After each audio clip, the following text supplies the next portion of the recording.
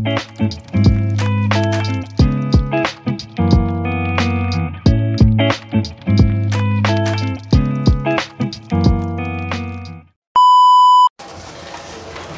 up mga momshies? Ma'am Rafi here with the Gracies. Magandang umaga, magandang gabi, magandang hapon po sa ating lahat. And today, Monday here in Lebanon, and papasok na si Nura sa school. Ayan. Ay, hindi ka makita. Ayan. Papasok na siya na sa school. Maaga siya nagising. Pag-breakfast na rin. At waiting na lang kami sa bus. Suot ako muna siya ng shoes. Hintayin lang namin sa bus dito, sa labas.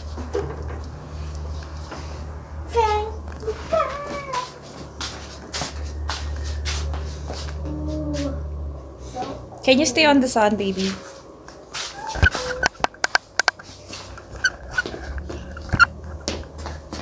Nura, come here.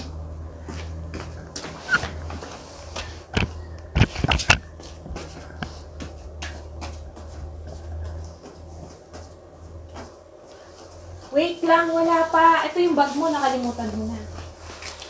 Oh.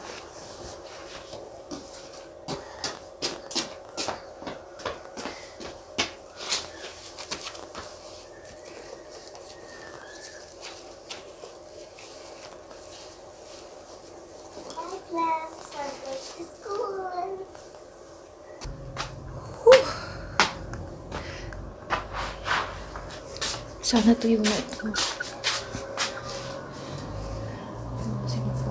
Sana matuyo na. Yan, okay.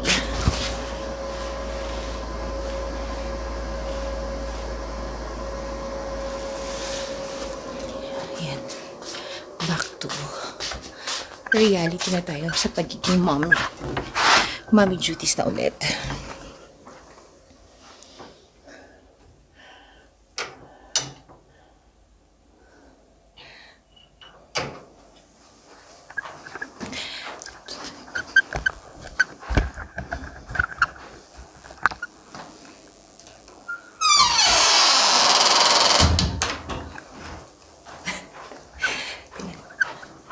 Sarado ko muna. Ito muna tayo sa kwarto. Dito sa kwarto kasi bukas yung heater. Sa sala, around 2 AM, namatay na yung apoy. So, ang lamig-lamig na ngayon. Kahit kaninang umaga naka-blanket ako ng makapal, sobra ang lamig. Sobra ang lamig na.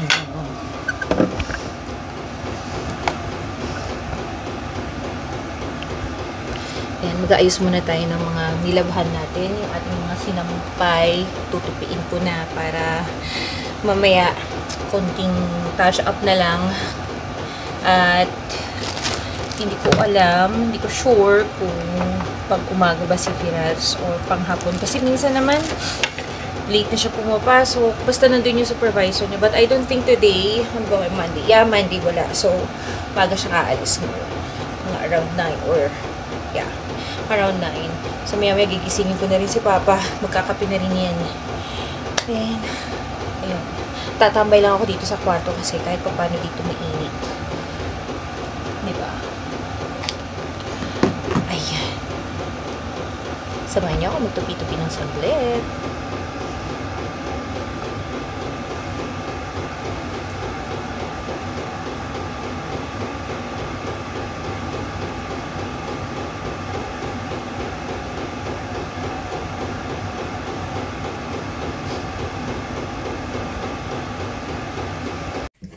So, kahapon pala mga guys, si Mama daw, natikman niya yung pancake ko. So, ngayon, nag-request siya kung pwede daw bukas. Ngayon yon, kung pwede daw ba, padalhan ko siya ng pancake kay Firas. Bago pumasok si Firas. Sabi ko, of course. Kasi gustong-gusto nila yung pancake ko dito pag nagluluto ako.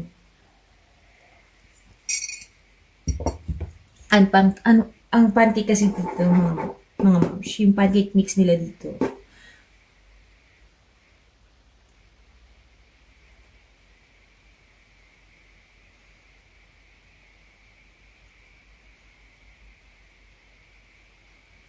walang lasa. Tapos matigas. Pagka lumamig. Yung pancake ko, niluto ko ng umaga, kahit hapon, gabi pa yan, abutin. Ganun pa rin kalambot. Kaya nagtataka sila bakit ang sarap-sarap ng pancake, pati yung texture, yung lasa.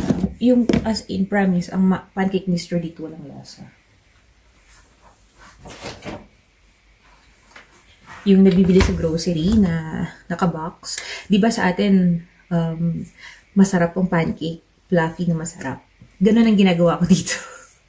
So, kaya pag nagluluto ako ng pancake, nakikita nila may pancake sa lamesa, nag-uunahan sila. So, mga moms, dinner time na. Pero hindi na ako nagluto ng anything kasi heavy naman yung minerienda namin ni Nura. Beef stroganoff pasta naman ako. So, tinanong ko siya, gusto mo bang kumain? Sabi niya, Mama, I'm still full. Sabi ko, okay, gagawa na lang kita ng egg. Gusto mo ng egg? Sabi niya, yes, Mama, balot. Sa kanya, yung balot, yun yung boiled egg, hard-boiled egg. pag nag-ask siya ng balot, hard-boiled egg yun. So, kwento ko lang mga moms. And bukas, birthday ni Firas. But, we won't be able to celebrate it. Or, hindi na ako magpa-surprise ng celebration sana sa kanya. Gagawa sana ako ng cake and some desserts para mapagsaluhan ng mga tito and tita niya dito. Saka ni Mama and ni Baba. But, kasi pala, unfortunately, hindi kami pwedeng mag-celebrate dahil ng birthday niya dahil with the respect sa mga kamag-anak din niya, kahit dito, kahit kapitbahay nila, basta pamilya na malapit sa'yo may pumanaw 50 days, hindi sila pwedeng mag-celebrate or magkaroon ng anything na celebration or so. So, unfortunately, nung Sunday, pumanaw na yung baby ng pinsan ni Firas. Hindi na kinaya kasi the baby is a premature. 7 months, eksaktong 7 months, kinailangan siyang ilabas dahil may mga complications na sa loob. And unfortunately, almost 1 month na rin, more than 1 month na rin siyang nasa hospital and hindi na kinaya ng bata. Sad to say kasi first baby boy pa naman sana nila. Kaya it's so sad. I really feel bad kasi dun sa mom. Kasi I've been through the same. Hindi ko man nag-carry full term yung first before si Nana.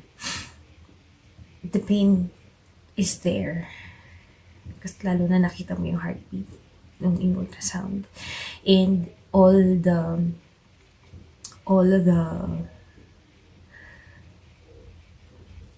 future that you plan, the future that you imagine with this first baby. Andoon. Kaya nung nakita ko siya kahapon, durog na durog yung puso ko. Nakita ko siya umiiyak. Hindi ko ma-express kung ano yung pwede kong sabihin sa kanya. But nung niyakap ko siya, nasabi ko na lang, I'm so sorry. Nung nasabi ko yun, lalo siya humagulgol. Sobrang umiyak na rin ako doon kasi feel ko yung nararamdaman niya.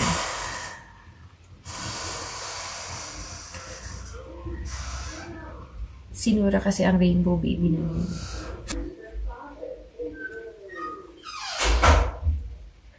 It took me a year para ma-accept yung loss na yun. And I've been through therapy na din kasi nagkaroon ako ng postpartum depression. Nakatulong sa akin yung therapy na yun and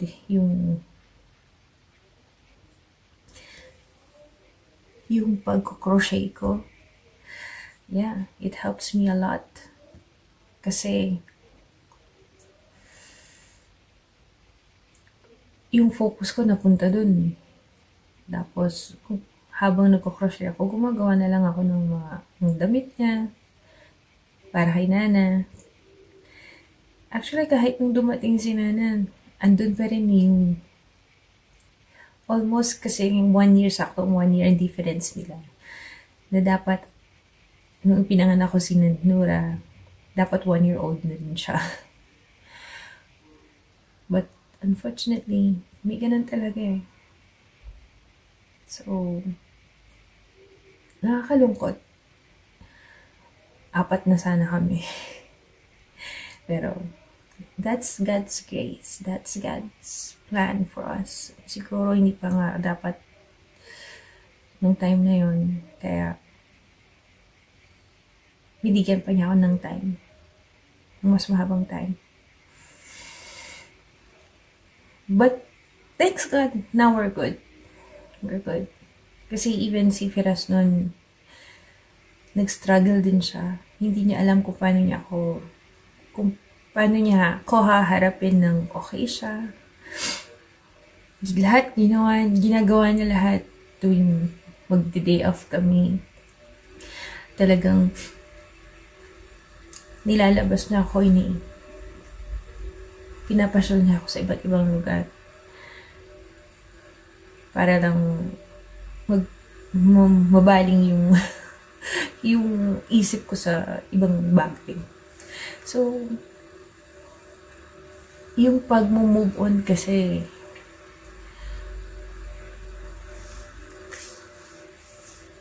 natagalan ako noon kasi hindi ako umiyak ng todo-todo.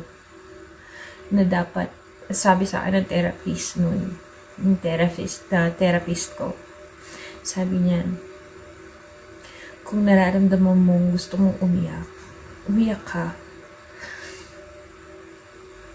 Hindi mo kailangan i-explain sa ibang tao na bakit ka umiiyak. Hindi mo kailangan sabihin sa kanila na malungkot ka.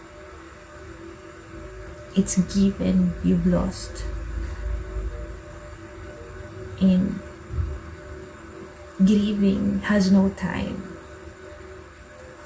It takes you years. 1 year, 2 years, 3 years, 4 years, 5 years. Hindi ko alam kung hanggang ngayon nag-grieve pa din ako. Pero every time na naaalala ko siya, naiiyak ako. Naiiyak talaga ako. Lalo na ngayon nakita ko yung asawa ng pinsan ni Firas. Yung sakit. Bumalik ka sa akin. At siguro paulit-ulit siyang babalik. Paulit-ulit babalik yung pain. Siguro hindi na ganun kasakit, pero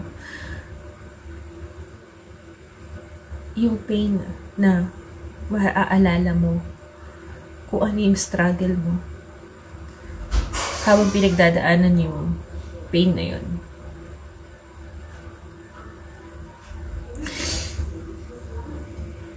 But let's see. Tomorrow, let's see. It's Firas' birthday. Maybe lumabas na lang kami. Kasi nga, walang pwedeng gawin dito sa bahay. And it's our first time to celebrate the birthday. Our birthdays together. Kasi tomorrow is his birthday. And then after 6 days, it's my birthday. We are December babies. So, and thanks God, natupad rin. And first Christmas namin magkakasama. First New Year namin magkakasama buong pamilya. And finally, natupad rin. And thanks God for everything. And we are willing to share all of this event to all of you guys. Thank you so much for watching. Please give me a thumbs up on this video and subscribe to our channel and click the bell button as well para sa newly updated videos namin. Thank you so much, guys. God bless you all. Bye!